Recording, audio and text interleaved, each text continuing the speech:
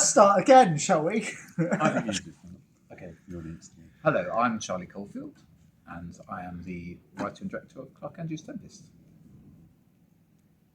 I'm Jim Causley, and I am a musician and singer. Charlie engaged to be involved in this film. And I'm Ben Tommy. I didn't get paid either. No. And I'm the cinematographer. So Clarke Andrews Tempest is a film loosely based on Shakespeare's Tempest.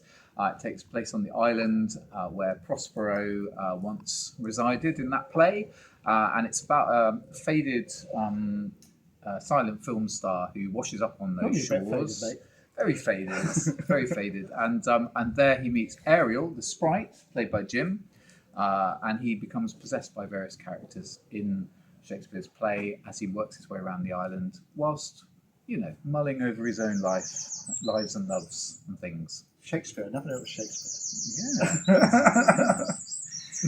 Jim and I performed this as a stage show in 2019, and then in 2020 we were going to do some more shows, but obviously things happened in the world that meant we couldn't. So in the sort of little gaps in lockdown, the three of us plus other people helping with sound sort of popped out into the countryside and started to film it. So 2020 is when we started. So most of what we filmed was from 2020 and 2021, and then we did a few pickups, didn't we? And I think you said it would only take a few days. I said it would just take a few days. Yeah, which it did. Yeah. It was only 9 shoots. I think so, yeah. But spread over 5 years to make it more painful. Yeah. So it's like... Yeah.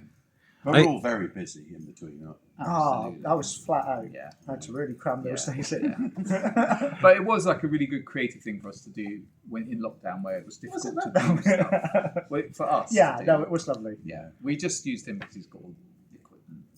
So, yeah, I nicked it. The previous one done and run it. Yeah, exactly.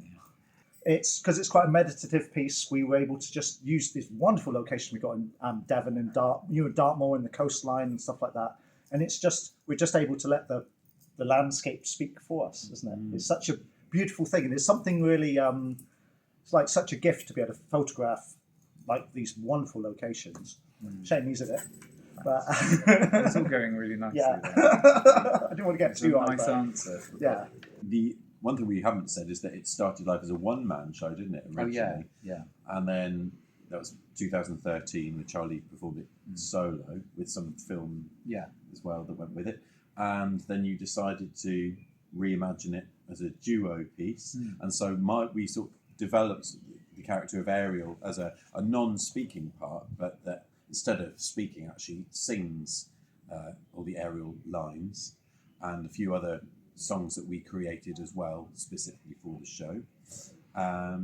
So it's become a very important piece, if not more so than the main character. Yeah, definitely. Yeah, and it's sort of nice because we've known each other for years. Yeah, and we hadn't seen each other as much, and it sort of reconnected us through you're the conduit. I was the conduit.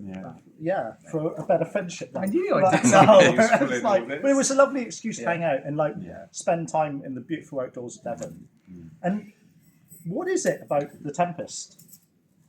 Why did you want to do the Tempest? I think there's something about the sort of the themes of the Tempest. I think for me, this sort of where Prospero starts off feeling very vengeful and angry about what's happened to him in his life, but that he, by the end of it's a very humanist Tempest, he discovers the ability to forgive, and I think that for me is what, and it's almost like the storm and then the calm after the storm, And I think, like in terms of like filming it in these locations, there's something about because Devon's it still remains very rural. A lot of England's very rural, but Devon's particularly got, with a place like Dartmoor, there's a real sense of this sort of hidden ancient history.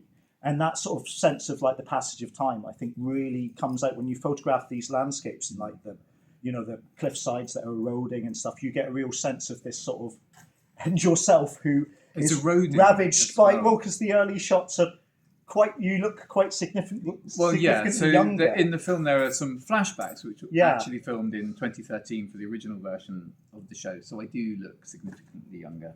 And who'd have thought so much would Painful happen in that? experience for me. But that's something you can. It's almost like you planned it. But I think it gives a real sense of pathos, the whole thing, and then seeing these landscapes, which are just like absolutely breathtaking, with your beautiful music.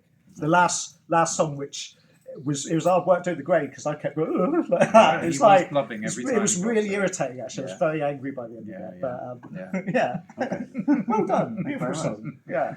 When we did the show as a one-person show, his Clarke Andrews memories are done as silent films, so it always felt important that there was a sense of lostness to those, because obviously, like, I think something like 80% of the films made in Britain before like 1940 are lost, completely lost, no trace whatsoever, other than maybe a poster or still here and there.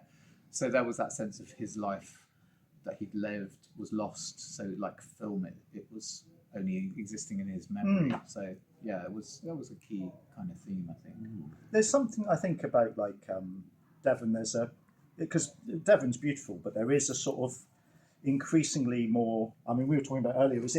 It's being owned more and more by less people, and this sort of sense that this sort of common ground, this common land and stuff like Dartmoor and stuff is slowly.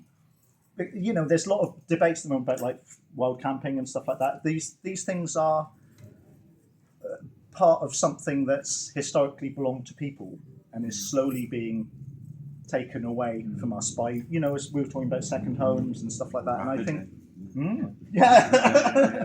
but I think it's there is something about it's just for me. It's just lovely to capture people I care about in a place I care about, and then it's sort of like a time capsule of that strange period of time after COVID and our lives, sort of trying to stay creative and stuff like that. And I think, regardless of how it's consumed by other people, that's to me is like quite meaningful thing, and it's like I find it quite moving to see my old friend singing a lovely song. Him with his dark hair when he was but a young waif when I met him.